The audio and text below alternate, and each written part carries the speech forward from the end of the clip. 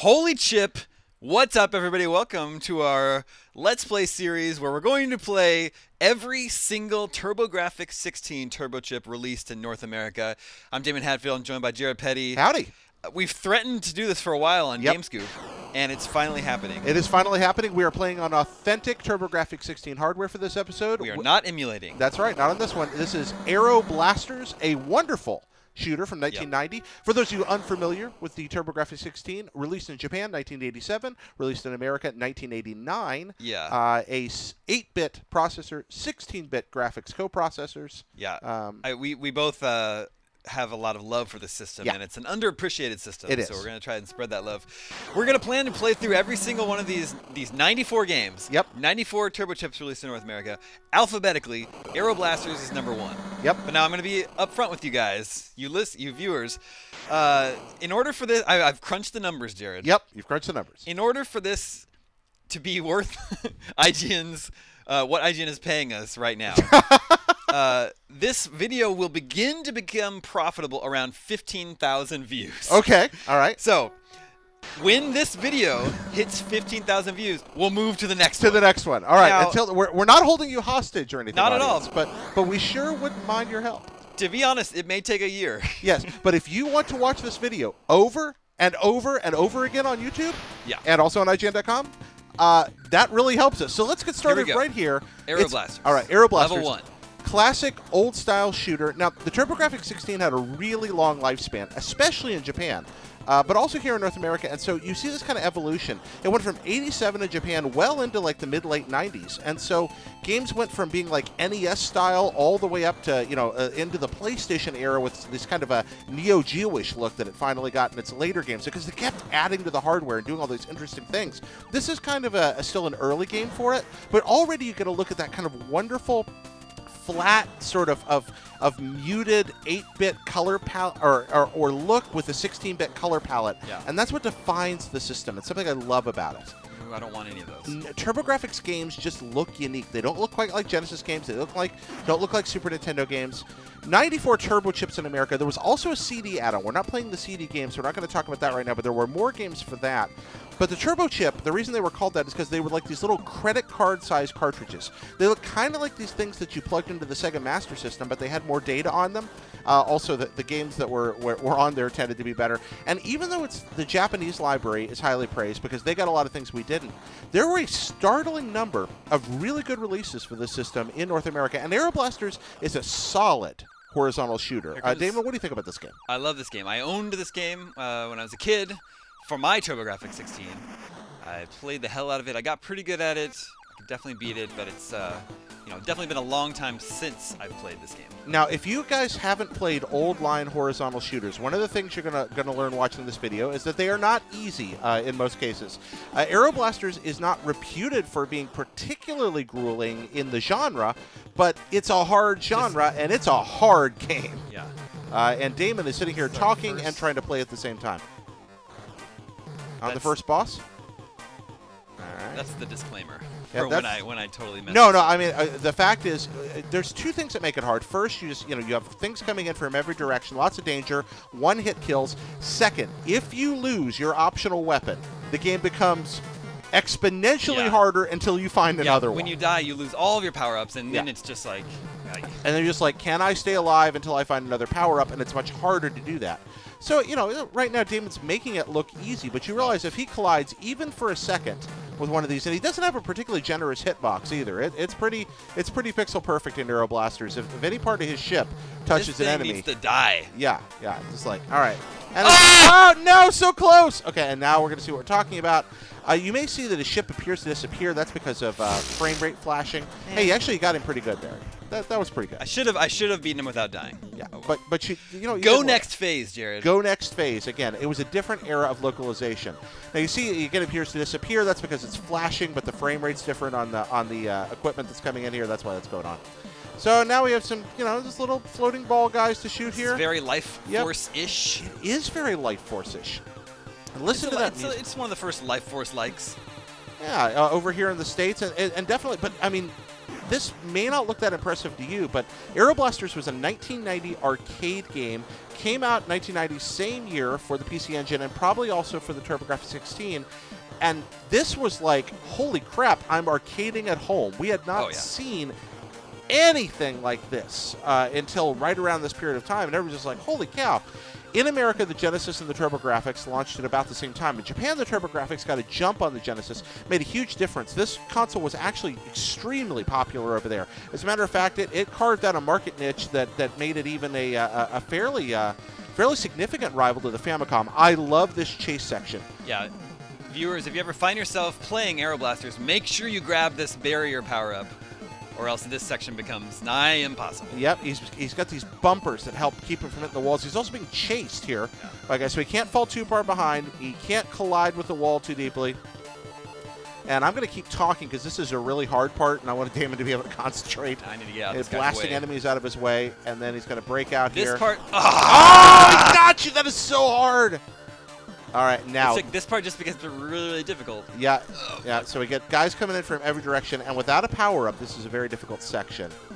So you see he's just got to kind of weave his way. Now, you guys have heard of bullet hell, sometimes called bullet heaven shooters. This isn't really a bullet hell shooter. This is just Use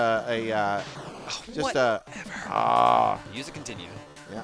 So we use to continue there, moving on, and then, of course, these guys coming in for the front. Things have to, there's a lot to avoid right now. It's like, you know, you go back to your little pea shooter, regular gun here. Yep. There's just not much you can do with it. No, there's really not. It is weird, that capture with the flashing, how the plane disappears. But yeah, Aero Blasters, oh, that's hard. Yeah, that's a really hard twist. All right, so popping back in. So hopefully we're going to find a power-up here soon. I think there's one just a little ahead before the boss, isn't there? Okay, get it a little bit ahead. Can't talk. Oh, that's all right. Man's got to focus. The PC Engine holds a special place in my heart. When I first saw a commercial for it, it was in mid-1989. I was watching Saturday morning cartoons, and it came on the screaming voice going, TurboGrafx-16, and it informed me that it was 16-bit. Now, I didn't know what that meant at all, because up to that point, the bit wars were not a thing. But I ran upstairs and woke both my parents up to tell them that the TurboGrafx-16 existed, and that it was 16-bit. Early on a Saturday morning, and they really appreciated that. They were glad to hear about it. The next time I actually got my hands on one was at a kiosk at a department store where I played the pack-in game Keith Courage in Alpha Zones, which is not a good video game, but which is very, very pretty. Damon just made an angry gesture at the television. All right, grab those. And here we have this. Now, this background here Allow this is to serve weird. as your epilepsy warning. Yeah, this section is a little trippy in the background there. Again, as TurboGrafx games go, Aero Blasters, honestly, it's hardly the prettiest, but it's a wonderful example of the kind of game that dominated this console early on. There are some fantastic shooters for this. It really handled multiple sprites well in a way that things around it didn't. The processor in the TurboGrafx is very similar to the one in the NES, but it's clocked at about 4 times the speed. It's the two Graphics 16-bit coprocessors that allow you to have all the sprites on screen, all the colors and things like that. And there's a very diverse library. There are a lot of shooters, but there's also some neat platformers, there's some neat RPGs, there's an incredible version of Street Fighter II that never came to America, there's some CD classics like Castlevania Dracula X, Rondo of Blood, which is a superb video game, lots of other great stuff. All right, Damon, you can talk now. We're heading up into the atmosphere now. Yeah, so yeah, this is just kind of a neat, again, games didn't have stuff like this very much before, just like, hey, we're just going to show you the surface. They did that like parallax scrolling down there for no reason other than to show off that they could, then they bring you up here into the clouds. Yeah, they're definitely doing things you couldn't have done on the NES. Right. And this is a very simple shooter. This is a one-button shooter, right, Damon? It's a one-button shooter. Yeah, one-button shooter. No, You just got fired. no, like, bomb button. Yep, no bomb button, just one power-up at a time. That's all you can carry. Power-up sucks, by the way. Yeah, you got a really bad power-up there. And they all pop out kind of pinata-like at once, and you just hope you grab the right one. Each letter stands for a different one, but Yeah. these enemy aircraft, the ones that all the shots were bouncing off earlier, can be destroyed, but they're very durable, and especially with the pea shooter, it's hard to kill them. Those little green guys aren't as bad. So Aero Blasters can benefit from some memorization. You just play it and play it and play it and gradually figure out where things are going to come from. But it's actually remarkably fair through a lot of the game, especially compared to its contemporaries like R-Type, where things just seem to pop out of nowhere sometimes. I feel like Aero Blasters often gives you a little more warning. You don't very often feel like something just comes from off screen to get you. By the way, we'll eventually get to R-Type.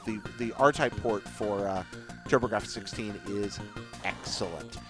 We'd also love to hear from you guys in the comments. If you were TurboGrafx-16 owners, if you ever played some of the excellent emulated games on Virtual Console. Well, the emulation on Virtual Console is okay, actually. The games are excellent. The emulation's kind of, it's okay. Most Virtual Console emulation is superb, but the TG16 emulation is a little different. I crashed into the little power-up guy. Yeah, and it just disappeared. What? No. Yeah. No, that's not okay. Maybe just hide up in this corner the whole time and no one can kill you. That probably won't work. Sooner or later, those guys are going to find you. But yeah, see, these guys are very hard to bring down with the base gun. It is nice that the American TurboGrafx-16 controller has a rapid-fire button built or switch built right in. That's helpful. TurboGrafx has two face buttons and then two smaller like select start buttons. Looks like an NES controller. You're in the atmosphere. Yep.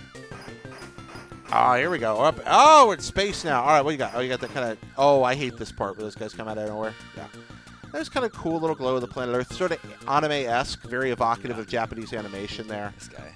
So, yeah. Oh, got killed by the space worm. Again, this is very reminiscent of Gradius or Life Force. Kind of has that look to it. Oh man, I love Aero Blasters. Fun little game.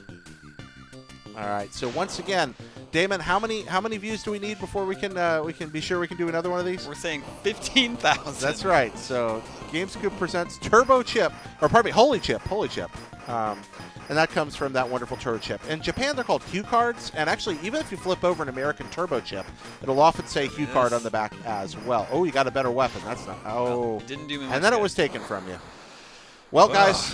Made it to level 3. You know what? While talking, that's a pretty darn good run for Aero Blasters. It's okay. It's nothing to write home about, but I do really like this game. This is a very cool shooter for a classic, underrepresented system. I think the TurboGrafx-16 is. Yeah. Hopefully, we're going to be able to do more of these and play some really great games. There's some trash on this, and we'll make fun of it when it happens. But there's some really great games that did make their way to the stage. So the next game in our lineup would be Air Zonk. Air Zonk. That's what we're hoping for. The bonk shooter. Yep. So, in space. Bonk in space, sort of. Yeah. Pseudo-bonk in space. Holy Chip. We will continue playing every single Turbo Chip released in North America as long as they perform adequately. So, now that we've begged you for your views, thank you so much for watching. Yeah, I really appreciate it. Thanks for talking while I play, Jared. Yeah, glad to. Glad to help out. I'm always glad to babble. Up next on Holy Chip will be Air Zonk Someday. Someday.